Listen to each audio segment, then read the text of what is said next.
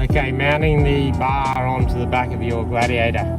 There's three ways you can go. If you don't have the OEM tie-down brackets, you can get access to underneath the lip, plastic lip here. It comes with these bolts that goes under the lip, big washer. You can drill it and bolt it down. I've got a sliding deck, which a lot of people will have.